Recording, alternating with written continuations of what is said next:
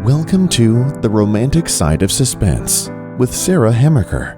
In each episode, she'll talk with your favorite romantic suspense authors. They will take you behind the scenes of the writing process, giving excerpts from their writing, and share stories about their writing life. Mistletoe and Malice by Lori DeJong. He's sworn to protect her life, but guarding his heart may be his biggest challenge. After barely escaping an attempted abduction, Houston attorney Riley Hudson is forced to accept her wealthy father's demand for private security. The last thing she wants is a bodyguard, especially one as maddeningly arrogant, bossy, and handsome as Colton Blankenship. Yet as the threat against her escalates, she begins to rely not only on his skills, but his steadfast presence.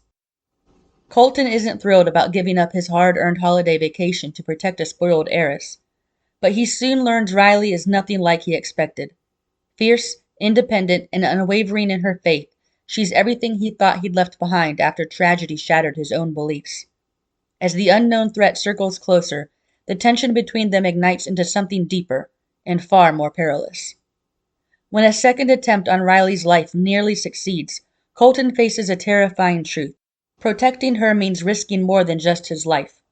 Haunted by a past he can't outrun and a faith he's all but lost, he must decide if he can trust God again, before he loses Riley and his heart for good.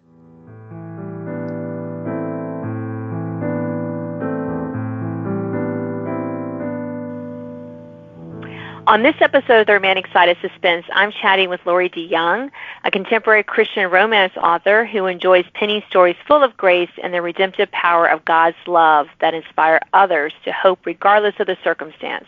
So welcome to my show, Lori. Thank you so much. It's great to be here. So for you, it sounds like you've written some romance, and now you're dipping into romantic suspense. What's the hardest part for you of writing romantic suspense?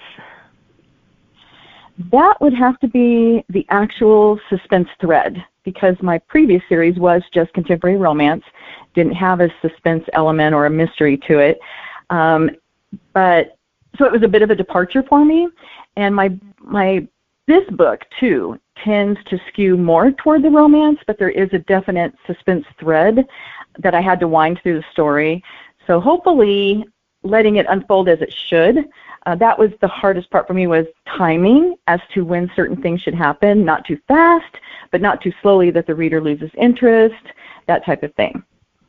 Yeah, that's always difficult for me. I focus more on writing the suspense, and then I'm like, oh yeah, they have to fall in love, so I have to go back in and layer their romance in.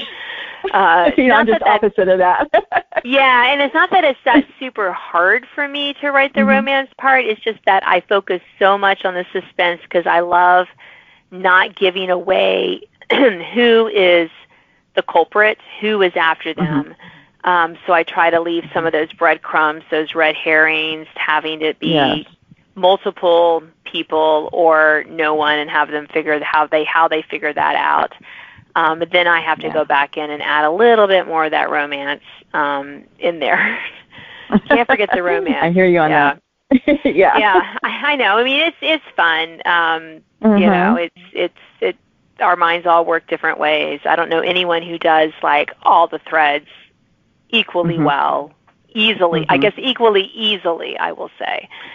That's a good a good word for it. Easily. It's not easy. No, it's not. I think we all have different parts where we struggle a little more with. So what about the inspiration for your plots? Where do you find that inspiration? I wish I had a very, smart answer for this. I don't have a super great answer. I get ideas for plots just from anywhere, everywhere. Something I see, something I read about, or even something I might remember from my own life will give me ideas for plots. Like, what would happen if this person who believed this got involved with this person who believed that? And then what if this person was trying to thwart them? So it's just, I try to think anything can inspire me. People watching at the airport, whatever it is. I'm not a plotter. So I usually only have a loose plot line in my head, and that evolves as I develop my characters.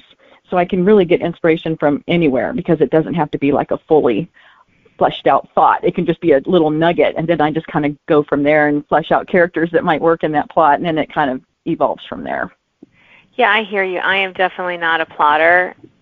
I've been becoming a little bit better at writing like shorter, my synopses are pretty short. Somebody said, I wrote like a 10-page single-spaced synopsis. I'm like, I might as well have written a whole book if I did that. Right, exactly. I cannot get that detailed. So, yeah, because I will just start with a general idea as well and just kind of flesh it out. And the characters tell me what they want to do. So, what can I say? Absolutely. Right, they're in charge. They're in charge. They are in charge. So how do you find that building that connection with your fictional characters? How do you connect with them? I do a lot of character development. I'm very character driven. It's my favorite part. I love making people, and I love living with them, and I'll live with them for a few weeks before I actually start any of the writing part of it. I know their Enneagram. I know their birth order, love language. I know what they drive, what they live in, how they dress. I love going online and buying them things. Not for real, but I've gone online and made cars for them. And of course, then I get all the ads. Every time I'm online, I get all the ads for whatever car I just built. I like to find houses for them, see how they dress. I know what she might carry in her handbag or backpack, and I know what he keeps in his glove compartment. As I go through my life, I just think, what would they do here at the grocery store? Or what would they do? How would they pay attention? Would they pay attention in church? Would they even go to church? Would they raise their hands in worship? All of this. And I know about their background. So I really, really, really just live with them. I think it sounds weird to anyone who's not an author. I think all of us are used to those voices in our heads just kind of saying, hey, this is me. And so I just really pray over that too, that whoever I bring into the story will just enhance it to, for that storyline of faith. So it's just really important for me to know my characters inside and out. I kind of think of them as my best friends for a little while. Well, they kind of are our best friends. I don't do quite that in depth of a thing because I don't know. I write a little more organically where I just start writing. I'm like, oh, well, this is the car they would drive. Of course it's the car they would drive. But if you would ask me, before I write it, I just don't have an answer. It's just the way. I'll do I'll find out if they're an only child, if their parents are, I'll do a little bit of that. But if I do too much, I start getting bored with it, and I just am like, I'm just done. I got nothing for you. But at the end of the story, obviously they're pretty well developed characters, exactly. kind of thing. So I've always find it fascinating how our minds, we just all work differently and that kind of thing. Absolutely. But let's talk a little bit more about the writing thing in general. Do you find anything very frustrating writing romantic suspense? The only thing I found frustrating or difficult was just having two arcs in the story, the romance arc, which I'm used to, and then there was the suspense arc, which is new for me. So I tried, when I first started this book, I tried writing a third POV in the villain's head, from the villain's point of view, but my critique partners, and I even had a gentleman from my local writers group here read over my book, because he writes cozy mysteries, and he has a lot of background in some of the things that were addressed in my book. And everybody to a person said, that takes me completely out of the story because it's not you. It's very dark. It's very, it's jarring. And I thought, I think what I'm trying to do is go too much into suspense where I'm really more comfortable with romance. So I took the villain POV out and just kind of started writing from there, and it just fell into place. I thought, this is great because the reader is discovering things at the same time that the characters are. They're not getting a preview of what's in this person's head, and so they don't know, again, who it is or what's going on until the characters do, and that works so much better for me. So there's still only the two POVs in my book, So that was probably the most frustrating thing for me, was just the stops and starts, trying to figure out what's going to work for me and as the writer and for my story and the story I wanted to tell, and what doesn't, what does work and what doesn't work. Took a little while. Yeah. Sometimes it does, and you may find as you develop as a writer, a romantic suspense writer, that you may want to revisit that later. But it doesn't necessarily have to have multiple points of view in the romantic suspense genre. What have you found to be the most rewarding about writing romantic suspense? I think pretty much the same as I have felt with all of my books. I love having a satisfying ending where good wins and evil loses. That even happens in just contemporary romance, because a lot, in my books anyway, they're dealing with real life issues, and overcoming those issues is where evil loses, the devil loses. But I think that's just elevated in romantic suspense because you have this element of discovering who done it. Like that feeling when you put that last piece of the puzzle in and you're like, oh, I did the puzzle. You feel so accomplished. I think that was what was so satisfying and rewarding for me, was when it all came together at the end and I could see all those threads, tying up, and I was like, oh, I did it. Yeah. So that was very, just coming to the end and thinking, okay, I think this worked. And of course, my editors loved it and my critique partners loved it. So I kind of felt like, okay, maybe this is all going to work out great for me. Yeah, well, I mean, that's wonderful, especially when you're trying something new, a little bit new genre for you. It's always great when we get to the end and realize, oh yeah, this was good. I'm glad I made, for me, sometimes I'm like, oh, I'm glad I made that person the villain. Yeah, that works. That will work better. Yes. I don't always know definitely. who's going to be the bad guy until the end. Sometimes I do, sometimes I don't. It depends on the story. Yeah, I'll have several options, and I'm like, oh yeah, that would be better. And sometimes I usually discover it pretty quick. Within the first fourth of the book, I kind of decide. But sometimes I'm ambivalent. Sometimes I don't have a clear reason for that or why that would happen. Well, we are almost out of time. Yeah, it is. I mean, that's just the way my brain works. We're almost out of time, Lori, but I would love for you to share what is absolutely essential for you to write as we wrap up. Well, I think I'm one of those rare writers who actually has to have some noise in order to stay focused. So, I mean, my mind is a natural-born wanderer, and if it's too quiet, I find it wandering to other things. And music has always played a very important role in my life, and it helps me stay focused. And I usually have music going, anything from Christian contemporary music, praise and worship music, or just instrumental music, like Lindsey Sterling and, some of that kind of stuff. But it's usually dictated by the scene I'm writing at any given time. So if it's a romance, I don't really want to be having something that's really, really deep. And, if it's something that is really, really deep, I don't want to have a love song going on in the background. And then I absolutely have to have ice water. I have to have ice water. So it's surprising how much of a thirst writing can work up, but that's a given. I have to have, I have a big, huge water bottle, and I keep that with me all the time. I love that. Stay hydrated. That's always good advice. Whether you're writing or what. Writing uses a lot of brain cells. We have to keep lubricated. So, absolutely. Yeah, that's great. Well, it has been such a pleasure talking with you today, Lori. So thank you so much for being on my show. Well, thank you for having me. It really was fun. I enjoyed it.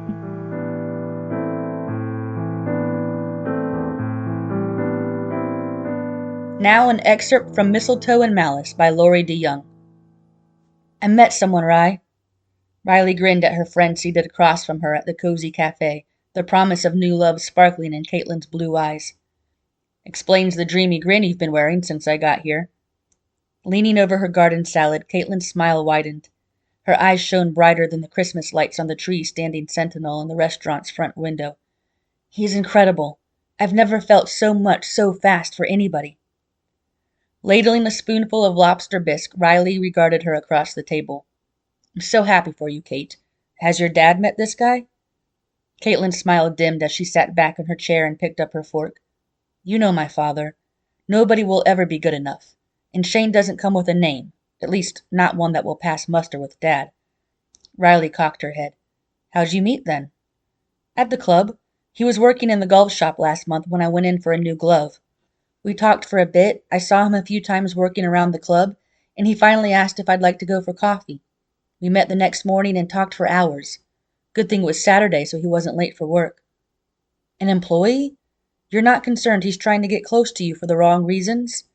Like that guy last year who kept asking you out? Kate rolled her eyes. You mean that Jacob guy? He was harmless. I never saw or heard from him after that day you saw him bugging me and told me to report him. And did you report him? No. I decided if he didn't get the message, I would.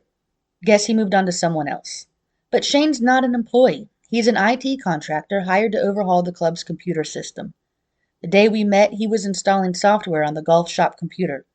He did such good work that they gave him a lifetime membership gratis.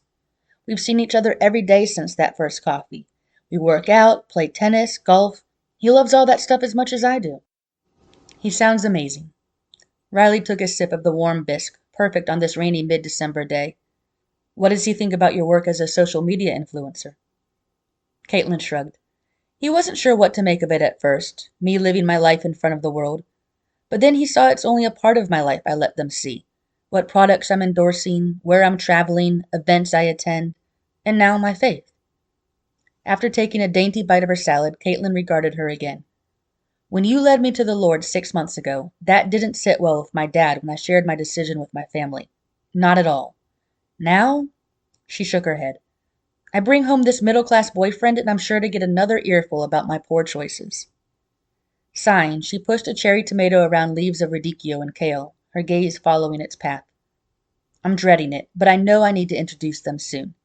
She put her fork down and brought her shining eyes back to Riley. Because I think this guy could be the one. We just click. Riley's heart went out to her friend. The path before her could be a difficult one if she should choose Shane over her father's wishes. But Caitlin was one of the bravest women she'd ever met. It wouldn't be the first time she got on the wrong side of her status-focused parents. Thankfully, Riley's own family put more stock in integrity and breadth of character than net worth. Makes a good living, but Dad won't be happy with anything less than 7 figures a year. I'm praying he'll take all the other things into account, though. Riley set her spoon on the saucer under her bowl. Okay, here's the big question. Is he a man of faith? I know you're new to your own, but I hope that's a non-starter if he's not. Oh, he is, definitely. Her smile broadened.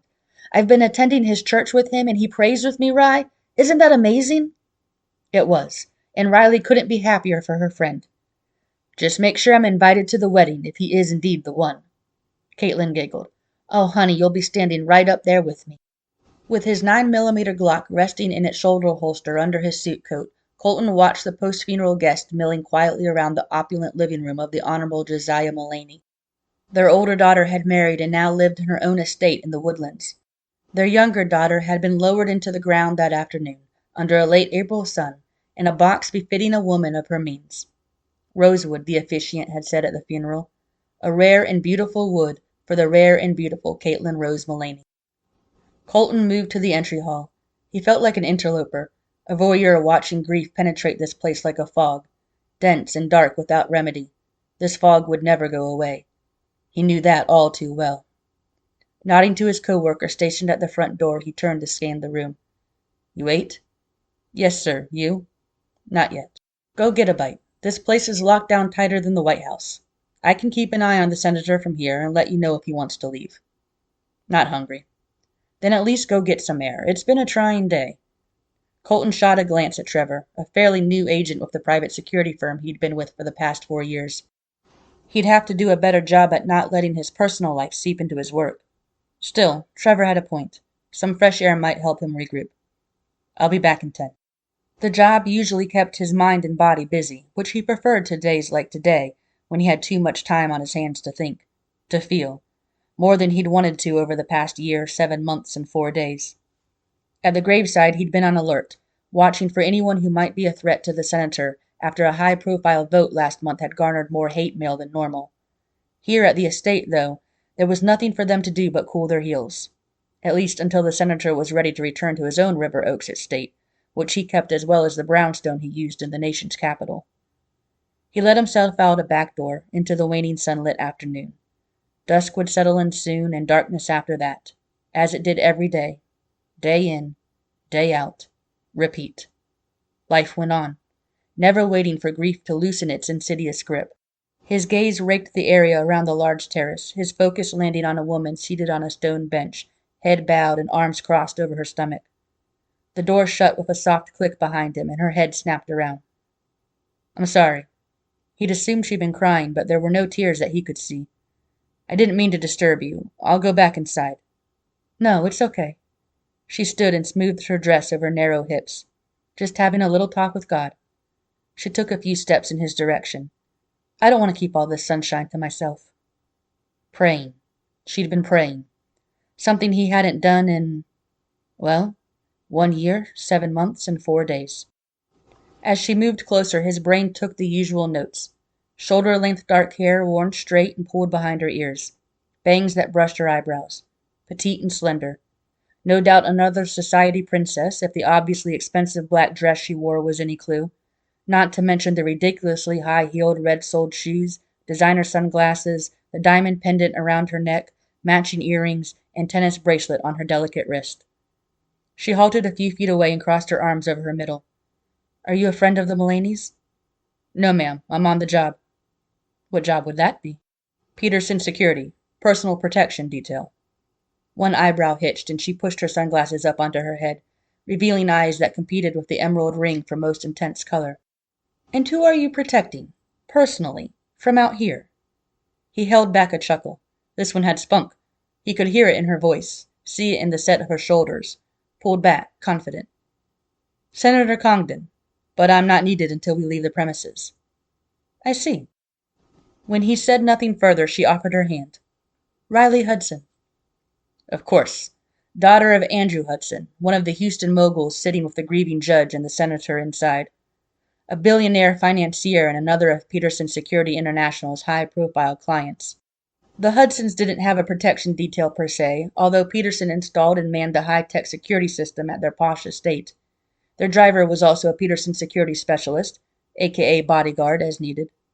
He gave her hand a quick squeeze and let go. Miss Hudson. Anxious to take his leave, he didn't offer his name. He wasn't there to make friends, and his 10 minutes were about to expire.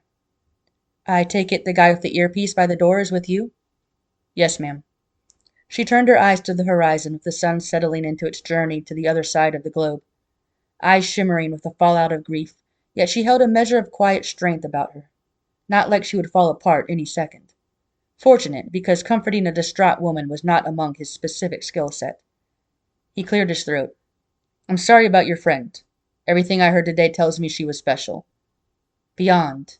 She wasn't, she waved her arm around, all this. She had depth, intelligence. People didn't give her enough credit, what with her online presence and all. But everything she did was done with purpose, with thought.